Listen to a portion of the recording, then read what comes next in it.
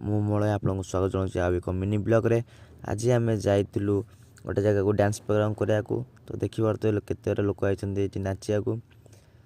ଏଇ ଡ୍ୟାନ୍ସକୁ କହନ୍ତି ସାନ୍ତାଳ ଡ୍ୟାନ୍ସ। ଆଉ ବୋଧହୁଏ କିଏ ଜାଣିଥିବେ ନାଚ ବିଷୟରେ। ହାତକୁ ଧରାଧରି ହୋଇ ମାନେ ଆରାମସେ ପାଦକୁ ପାଦ ଷ୍ଟେପ୍ ପକେଇ ମାନେ ଡ୍ୟାନ୍ସ କରାଯାଏ।